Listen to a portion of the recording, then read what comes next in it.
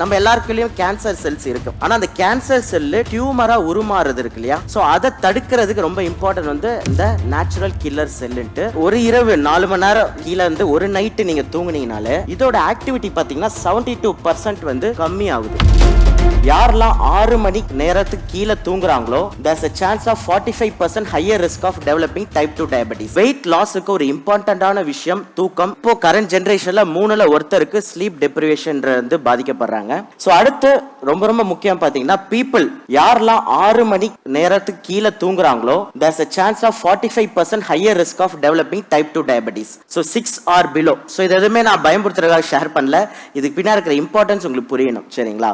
so 6 hours கீழே தூங்குறவங்களுக்கு 45% வந்து அதிக chance of type 2 life style diabetes வந்து வரதுக்கான வாய்ப்பு இருக்கு. அதே மாதிரி யாரெல்லாம் 6 மணி நேரத்துக்கு கீழே தூங்குறீங்களோ உங்களுக்கு 55% higher risk of becoming obese. So weight லாஸுக்கு ஒரு இம்பார்ட்டன்டான விஷயம் தூக்கம். அது எப்படின்றது நம்ம டீடைல்டா நம்ம பார்ப்போம் இப்போ. ஸோ அடுத்து த சிங்கிள் நைட், அதாவது ஒரு இரவு 4 மணி நேரம் இல்ல கீழே இருந்து ஒரு நைட்டு நீங்க தூங்குனீங்கனாலே தூங்குறோம் அப்படின்னா நம்ம சாட்டர்டே ஏதாவது பார்ட்டி போறாங்க இல்ல லேட் நைட் சினிமாவுக்கு போறதோ, ஸோ ஒரு நாள் 4 hours நீங்க தூங்குறீங்க, கம்மியா தூங்குறீங்க அப்படின்னா உங்களுடைய NK செல் அப்படின்னு சொல்லப்படுற நேச்சுரல் கில்லர் செல். ஸோ நம்ம இம்யூனிட்டியில ரொம்ப ரொம்ப இம்பார்ட்டன்ட் வந்து நேச்சுரல் கில்லர் செல்லுன்னு சொல்லுவோம். ஸோ அது நம்ம எல்லாருக்குள்ளயும் கேன்சர் செல்ஸ் இருக்கும். ஆனா அந்த கேன்சர் செல்லு டியூமரா உருமாறுது இருக்கு இல்லையா? சோ அதை தடுக்கிறதுக்கு ரொம்ப இம்பார்ட்டன்ட் வந்து இந்த நேச்சுரல் கில்லர் செல்லுன்ட்டு. இதோட ஆக்டிவிட்டி பாத்தீங்கன்னா 72% வந்து கம்மி ஆகுது. சோ அப்ப கேன்சர் வரக்கூடாதுன்னு நினைக்கிறவங்களுக்கும் தூக்கம் இஸ் அ வெரி பவர்ஃபுல் டூலா வந்து அமையுது. Just 1 week of 5 hours sleep இருந்தது அப்படின்னா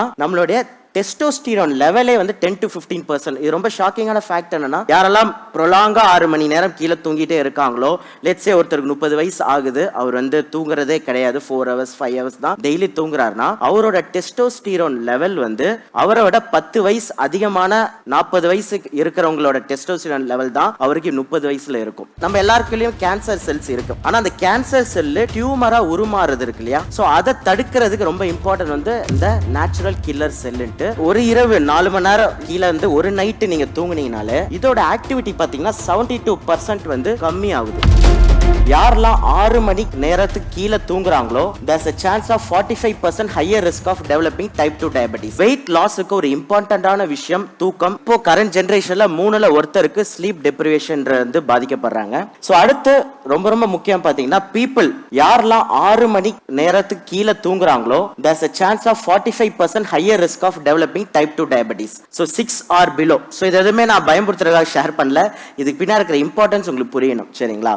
so 6 hours கீழே தூங்குறவங்களுக்கு 45% வந்து அதிக chance of type 2 life style diabetes வந்து வரதுக்கான வாய்ப்பு இருக்கு.